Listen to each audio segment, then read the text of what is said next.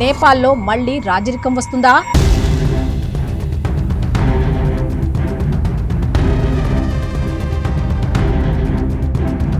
Gyanendra Shah UP ముఖ్యమంత్రి యోగి ఆదిత్యనాథ్ను కలవడం ఆసక్తి రేపుతోంది.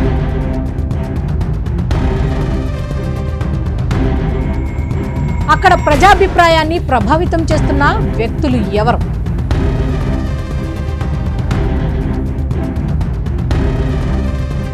ఇంతకీ నేపాల్లో అసలేం జరుగుతోంది?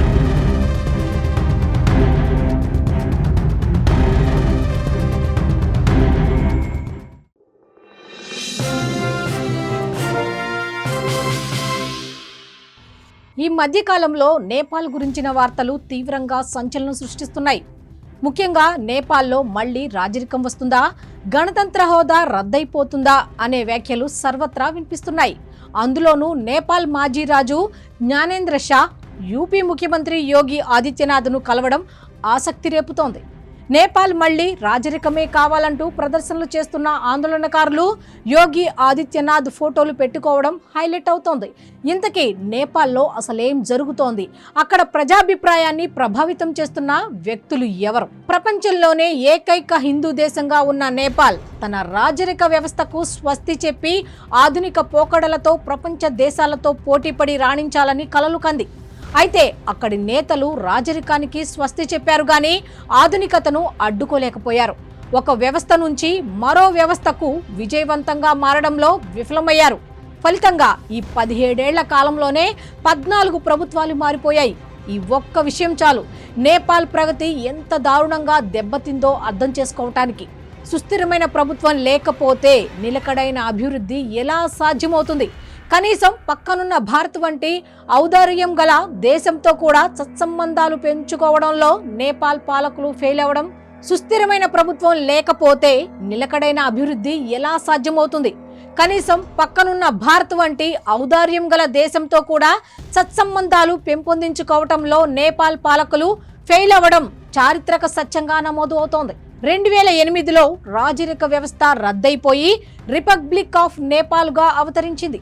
అంతకుముందు 2005 వరకు జ్ఞానేంద్ర షా రాజుగా వ్యవహరించారు. ఆయనే నేపాల్కు ఆఖరి రాజు. అక్కడి రాజరిక వ్యవస్థను కూకటి వేళ్లతో పెకిలించి వేసి ఆధునిక గణతంత్ర రాజ్యంగా ఆవిర్భవింపచేయాలని మావోయిస్టులు తీవ్రంగా కృషి చేశారు. 1996 నుంచి 2006 వరకు communist party of Nepal Maoist centre ఆధ్వర్యంలో ప్రచండ అలియాస్ పుష్ప కమల్ దహల్ నేపాల్ను కైవసం చేసుకునేందుకు తీవ్ర ప్రయత్నాలు చేసి సక్సెస్ అయ్యాడు. ఇదే నేపాల్ చరిత్రను మార్చివేసిందంటారు చాలా మంది. ఓ కొత్త అధ్యయనాన్ని షురూ చేసిన వ్యక్తిగా ప్రచండ చరిత్రలో నిలిచిపోయాడు. అయితే రాజరిక వ్యవస్థను కూల్చేసి మావోయిస్టుల దేశంలోకి ఎంటర్ చేసి అధికార పగ్గాలు చేపట్టిన ప్రచండ దేశాన్ని ప్రపంచంలోనే ఒక రోల్ మోడల్గా తీసుకురావాలని కలలుగన్న ప్రచండ కనీసం ఆ దరిదాపుల్లోకి కూడా దేశాన్ని తీసుకురాలేకపోయారు.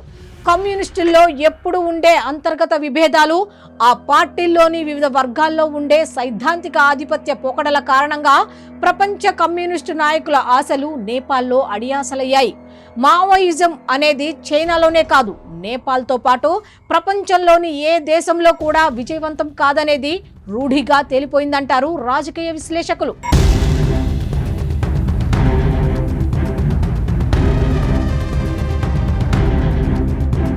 ఇలాంటి తరుణంలో నేపాల్ ఆఖరు రాజుగా ఉన్న జ్ఞానేంద్ర షా ఒక్కసారిగా భారత్కు రావడం, అది కూడా యంగ్ అండ్ డైనమిక్ సీఎంగా పేరు తెచ్చుకొని హిందూ పాలకుడిగా కీర్తి అందుకుంటున్న యోగి ఆదిత్యనాథ్తో భేటీ అవ్వడం సంచలనం రేపుతోంది.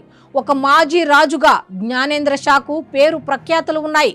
కానీ రాజరికం పోయినప్పటి నుంచి ఆయన సామాన్యుడిగానే ఉంటున్నాడు. రాజకీయాల్లో ఎక్కడా కనిపించడం లేదు. కానీ ఒక్కసారిగా భారత్లోని రాజకీయ సన్యాసితో కలవటం చర్చకు దారితీస్తోంది. ఇక మరోవైపు నేపాల్లో మళ్లీ రాజరికం రావాలనే నినాదాలు రోజురోజుకు ఊపందుకుంటున్నాయి. వేలాది మంది ప్రజలు కాఠ్మండూలో కదం తొక్కుతూ కనిపించడం అక్కడి Nepali Congress, communist party of Nepal, ఇతర భావ సారూప్య పార్టీల్లో కలవరం కలిగిస్తోంది. ఆ ప్రదర్శనల్లో యోగి ఆదిత్యనాథ్ ఫోటో కూడా కనిపిస్తుండడం అనేక అనుమానాలకు తావిస్తోంది.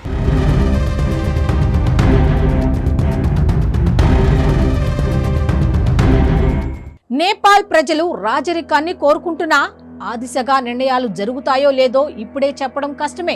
కానీ ప్రజలు కోరుకుంటున్న రాజరికం దిశగా ప్రయత్నాలు సాగుతున్నాయన్న అభిప్రాయాలకు మాత్రం బలం చేకూరుతోంది.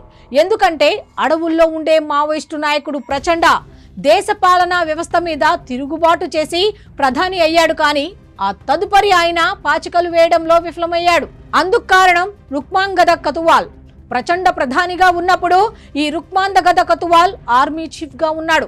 ఆర్మీ చీఫ్ తో వ్యూహాత్మకంగా వ్యవహరించడంలో విఫలమైన ప్రచండ రుక్మాంగద కతువాల్ సహకారం తీసుకోలేకపోయాడు. అప్పటికే రాజరిక వ్యవస్థలో ఉన్న రుక్మాంగదకు రాజరికంపై పోరాడిన ప్రచండతో పొసగలేకపోయింది. మరీ ముఖ్యంగా మిలిటరీలోకి మావోయిస్టులను జొప్పించాలనే విషయంలో ప్రచండకు రుక్మాంగదకు తీవ్రమైన విభేదాలు పొడసూపాయని నేపాల్ విషయాలపై పట్టున్నవారు చెబుతారు. దీంతో రుక్మాంగదను ప్రచండ డిస్మిస్ చేశాడు. దీంతో ఆర్మీకి ప్రభుత్వానికి మధ్య విభేదాలు తారాస్థాయికి చేరాయి. పాలన కుంటుపడింది. పెట్టుబడులు తేలేకపోయారు. నిరుద్యోగం పెరిగిపోయింది. పార్టీల మద్దతుతో ప్రభుత్వం ఏర్పాటు చేసిన ప్రచండపై విమర్శల దాడి పెరిగింది. దీంతో అతను రాజీనామా చేయాల్సి వచ్చింది. ఆ తరువాత మళ్లీ ఆర్మీ చీఫ్ గా రుక్మాంగద రావడం ఆర్మీలో తన పట్టు ఎలాంటిదో చాటి చెబుతోంది.